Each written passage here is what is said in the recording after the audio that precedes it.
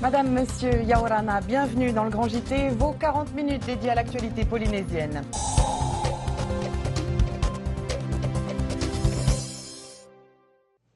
Allez, direction Rayatea, où l'inscription du Mare Taputapuatea au patrimoine mondial inspire les équipes du Centre pour jeunes adolescents de Wharoa.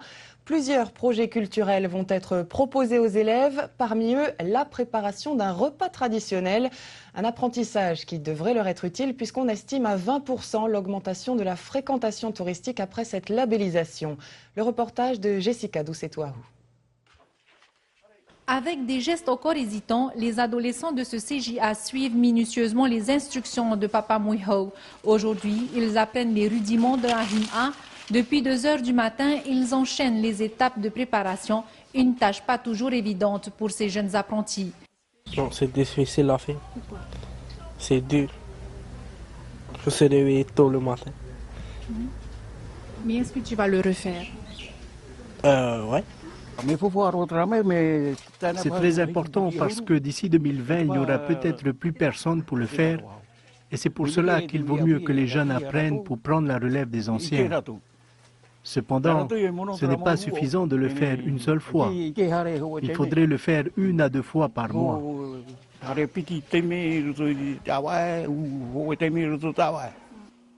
Si le poé, pouachou, fafa et autres plats chauds sont cuits au Ahima, pour les préparations froides, c'est en cuisine que ça se passe. Les plats que nous avons préparés aujourd'hui sont du poisson cru, teoro, fafarou. On a appris du taillage de légumes et du poisson et l'assaisonnement.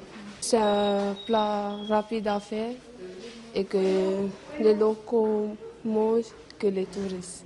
Ici, tous les élèves participent au projet. En plus de la valorisation de la culture, cet apprentissage permet d'acquérir un savoir-faire pour une meilleure insertion professionnelle, notamment dans l'industrie touristique.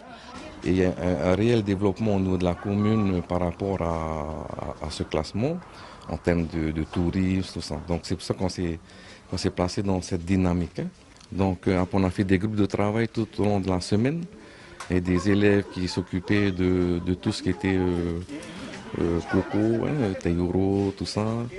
Il y a d'autres élèves au niveau de la décoration, enfin des OUNI. On a inséré aussi le tressage, on a invité aussi un parent d'élèves. En s'investissant, les adolescents perpétuent non seulement cette tradition, ils contribuent également à la valorisation des métiers de la pêche et de l'agriculture.